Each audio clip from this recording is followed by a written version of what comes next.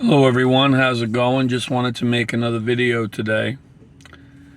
I want to talk about the concept of Stoicism and how a lot of times it gets misinterpreted, but it also is overrated. When we think of the word Stoicism, we think of the classic Stoic, we think of a statue, we think of John Wayne. I guess they'd call it the strong silent type. I don't know if you remember The Sopranos when Tony was talking about the Gary Cooper Gary Cooper was an older actor back in the day, the strong silent type. How a lot of guys want to be that. And then it gets confused with being toxic masculinity.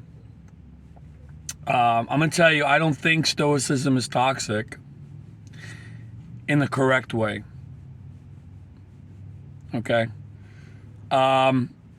Stoicism really is calmly reacting to things, not being over dramatic or losing your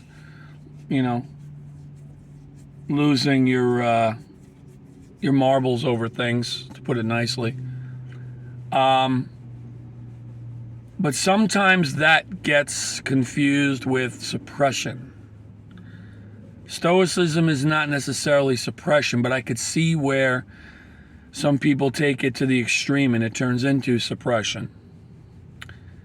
And when things turn into suppression, you hold stuff in without some type of outlet, bad things happen. Bad things happen on this level. And this mainly happens in men. And I believe it was Rich Lopp who said this once. The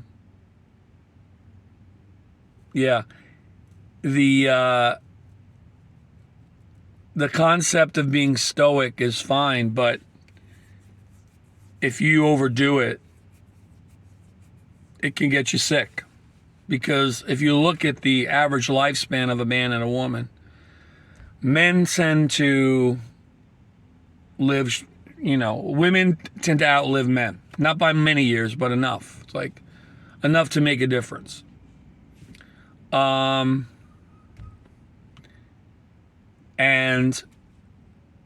a lot of that has to do with overused stoicism or misunderstood stoicism.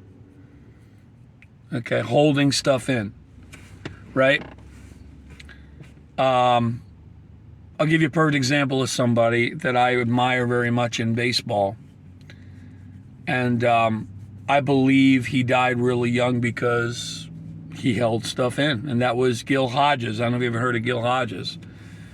But Gil Hodges was a great player. He finally got in the Hall of Fame, thankfully. He got in the Hall of Fame as a player, but he was also a manager.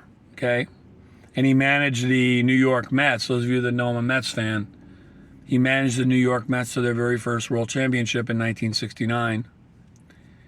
And he was known to be stoic. He was known to be, he commanded respect, or whatever you want to call it.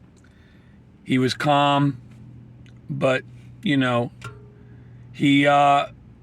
very rarely would he get out there and complain to the umpires. He got on his players in a calm and, rational way. But you got to remember, managing that team in the 60s in the biggest market in the world, that had to be stressful. Because they were bad for the first few years. They were bad. And basically what happens is they win in 1969, and then 3 years later, 1972, he's on the golf course and he dies of a heart attack at the age of 48, 7 or 8. Really young. And I'm sure there were other factors there, but you have to wonder if that did not play a huge role. And he was always admired for being rational and calm and stoic and whatnot, but that could have been to his detriment. That could have been his downfall, without some type of outlet. Gabor Mate, Dr. Gabor Mate talks about suppression and illness. and horrible diseases that come out of suppressing and not being true to yourself. And I believe that that's huge. I believe that is a key factor. When they say, "Oh, we don't know what caused this illness," or blah blah blah, I think that has something to do with it. I really do. More than lifestyle. I mean, lifestyle is part of it too, but yeah, suppression is a big deal. So Stoicism, to me, I have to agree, is a reason why men tend to live shorter lives than women. Because we've been trained since we were kids to hold stuff in, to be macho, right? Oh, don't cry. You wuss, don't cry. I think crying is important, believe it or not. I'm not saying to weep like a baby every day, but I believe you have to cry occasionally. A guy needs a good cry once in a while, even in the privacy of his own room. I think George Bruno mentions this too. Shout out to him. Yeah, a guy needs a good cry once in a while.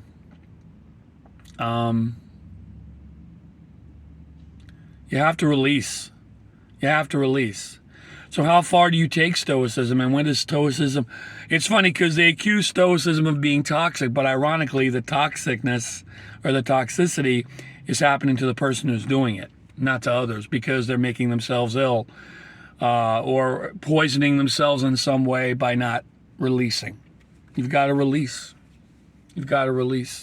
In a healthy way. I'm not saying, go nuts.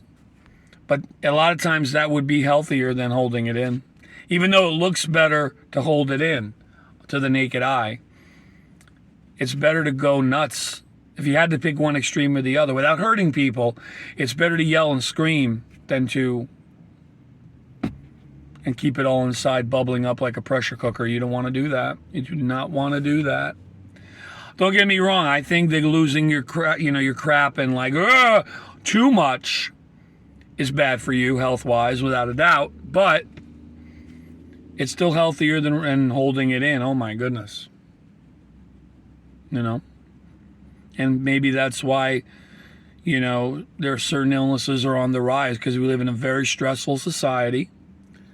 And we're being brainwashed. Men have been brainwashed to believe they have to be like John Wayne. No disrespect to John Wayne, because, But if that's not your personality, if your things are really bothering you, you got to be true to yourself and release it somewhere. Otherwise, you're going to have a hard time later down the road. Things will pop up.